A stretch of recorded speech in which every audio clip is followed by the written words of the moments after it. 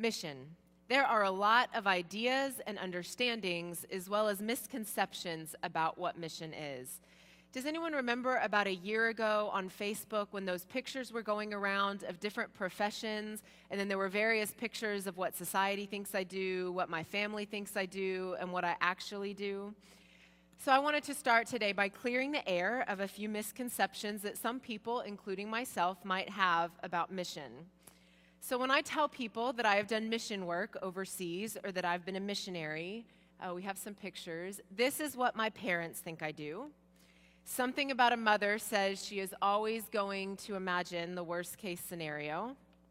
This right here is what my church thinks I do, doing the mighty work of God, praying with kids and bringing Jesus to them as if Jesus wasn't already there. This is what I think I do. Making a difference in the world and stomping out oppression and injustice wherever I go. This is what my friends think I do, especially when I tell them that I've spent many a carnival in Brazil. And this is what I actually do. As it turns out, living in another culture and learning another language and an entirely new way of doing things is exhausting, and I was always tired. So we can take that picture off, thank you.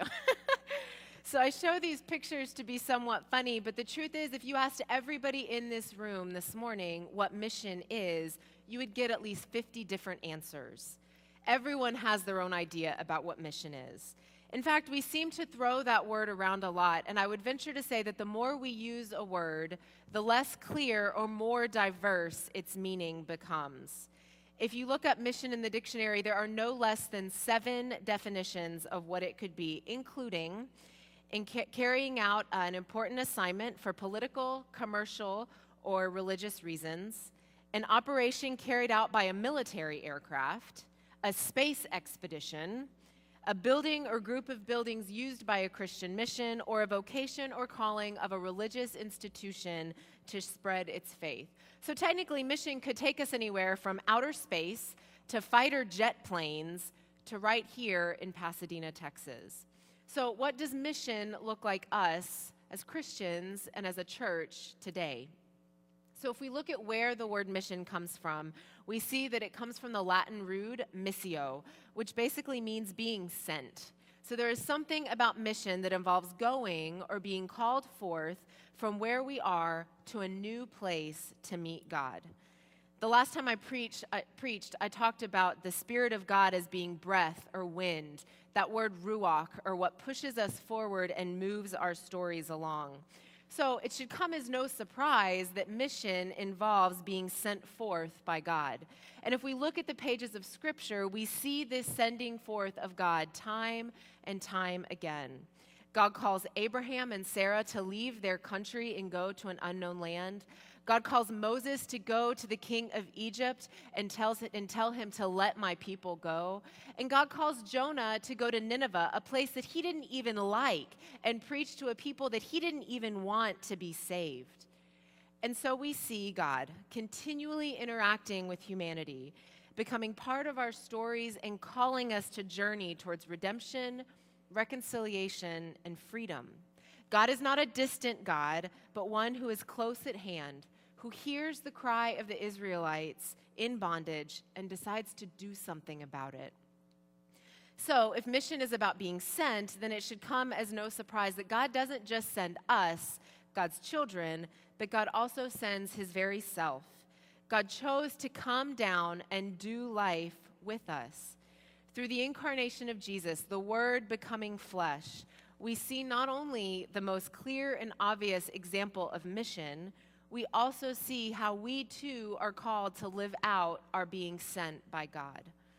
So, what was Jesus' mission?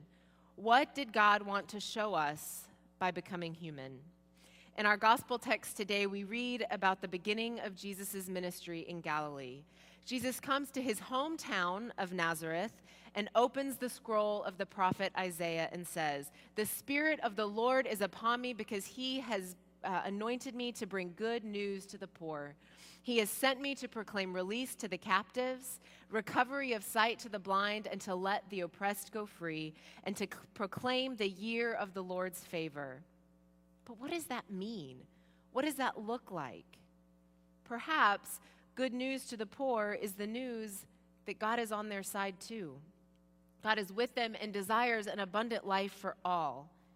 Maybe it's good news that poverty is not a punishment from God, and that God's will is that all of God's children would have enough to provide for their family and flourish.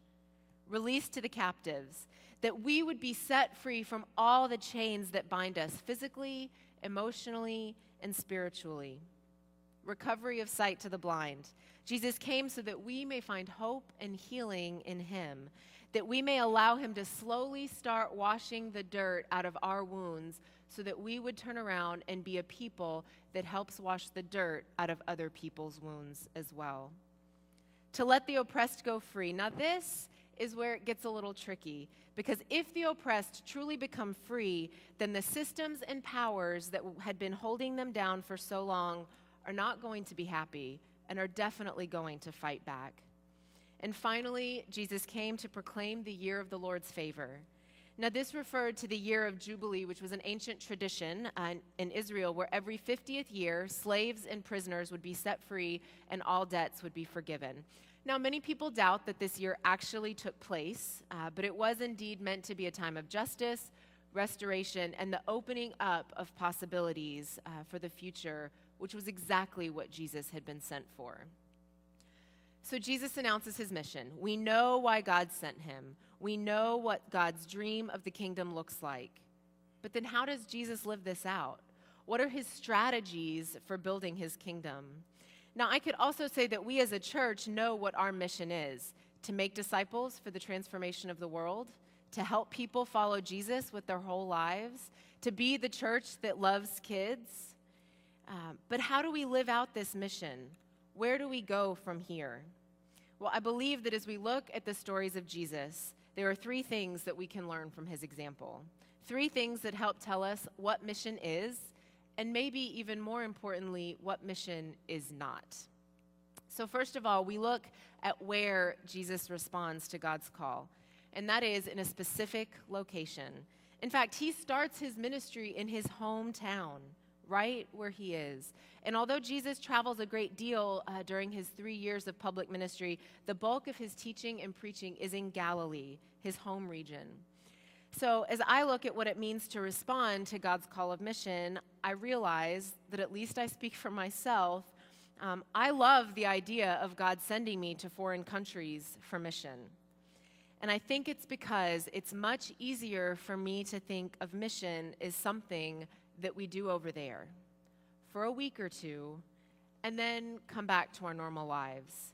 It's much easier for me to think of myself as a missionary when I'm far from home and I know that I will only be there for a certain period of time. I remember one day standing on the rooftop of my home in Brazil with my host sister, looking out over the top of the community where we lived. And I think we have a picture of where I lived in this community. So this is where I lived in Sao Paulo, and I remember standing on the rooftop with my host sister, looking out over this picture, this view of this community that I had grown to love and cherish over the past few months. And I said to her, "Oh, isn't it beautiful? Look at that. I just love looking out over that."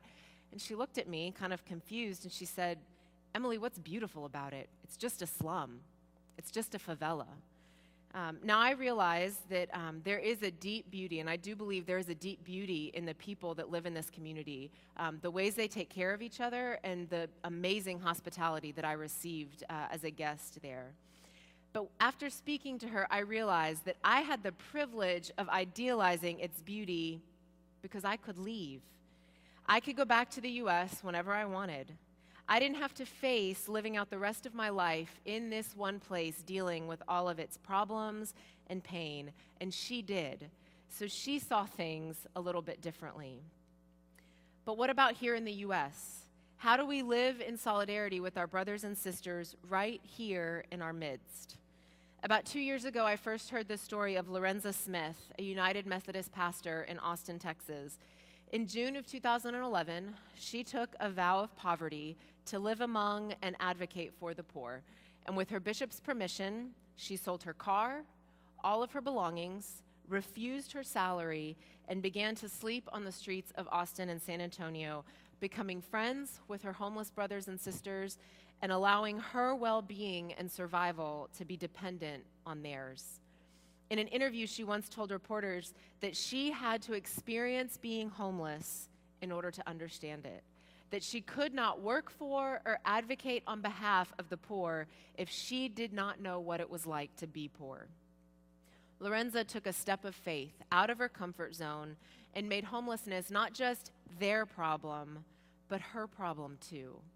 Now, I realize that this is an extreme example, and that we are not all called to sell all of our earthly possessions and take a vow of poverty.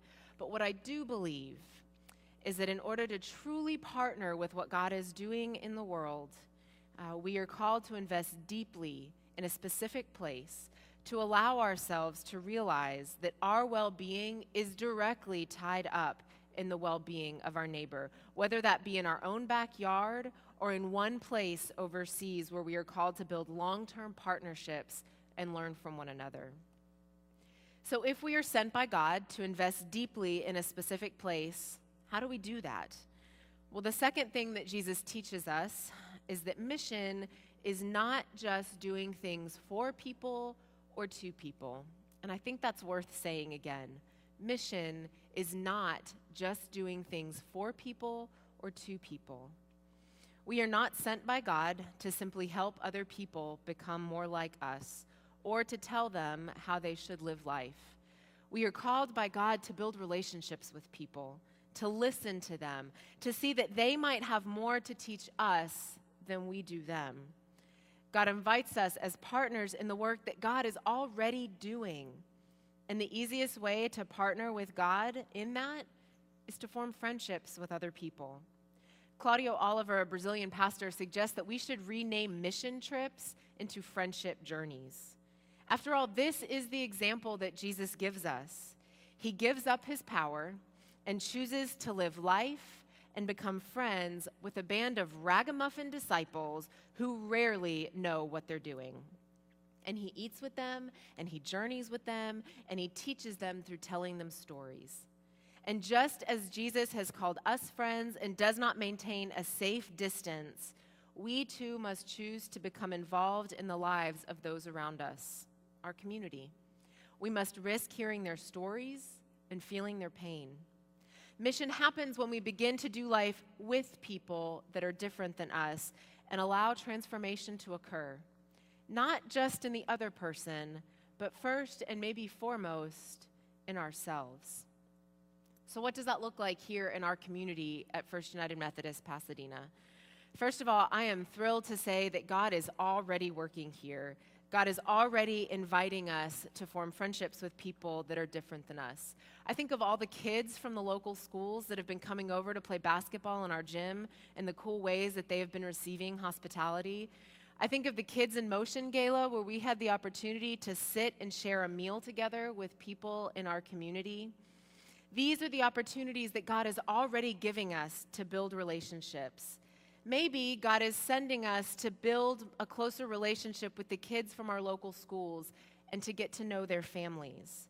Maybe it means taking a risk to learn a little bit of Spanish so that we can communicate a little bit better with people for whom English is a struggle. Maybe it means inviting members of our community to our Thanksgiving luncheon, sharing a meal with them, serving them, and sitting at a table together. There are all sorts of ways to respond to God sending us forth in mission. And while none of them involve playing it safe, they all involve transformation and abundance and a participation in the kingdom of God. So the third thing, the final thing that Jesus shows us about mission is, I think, the most challenging, unfortunately. You see, I am a person that likes efficiency. I like things to make sense. I like things to be clean and organized, and I love an easy answer. And I'm afraid that if there's one thing that Jesus shows us time and time again, it's that mission is not clean. It's not always efficient, and there are rarely easy answers. It takes time and investment of our whole lives, and if done well, it can get very messy. I remember my frustration 2 years ago when there was a campaign to change our Facebook profile pictures to our favorite cartoon character, and they said that we should do this to raise awareness about child abuse and to lower the rate of child abuse.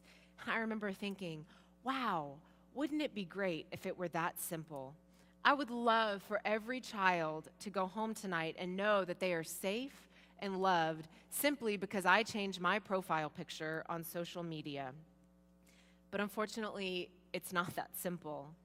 Responding to God's call and mission means that we are going to have to take some risks. We're going to have to allow ourselves to feel uncomfortable at times and not have all the answers. After all, Jesus' mission did inevitably take him to a cross. But what we can do is continue to follow Christ and his example. Throughout his ministry, Jesus maintained a constant connection to the Father through prayer.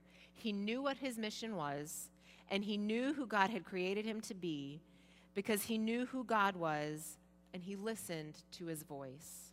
And this is what Jesus calls us to do too. He calls us to pray, to root ourselves in the knowledge of who God is and who God has created us to be.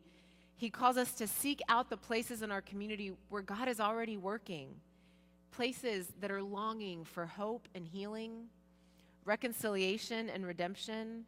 And then God calls us to walk alongside our brothers and sisters, to partner with them in the building of God's dream. So where do we go from here? God is not only sending us out into the world, but God is going with us. Jesus has shown us what his mission was and what ours should be too: to preach good news to the poor, seek out healing and liberation for the oppressed, and to proclaim the love and grace of God for all of God's children. We see through the example of Christ how we can participate in this kingdom-building work by investing deeply over the long haul in whatever community we may find ourselves in, whether local or global, by building friendships and developing trust with people we meet, especially people who are different than us. And finally, realizing that there are no easy answers, that we are going to have to get our hands dirty, relying on prayer and the Spirit's guidance to tell us which way to go. It may mean feeling a little uncomfortable, or giving up our power, or taking a risk or a leap of faith. But I know and trust that if we are open, God will send us to places that we never imagined, and we will be transformed. And that, my friends, is good news indeed. Amen.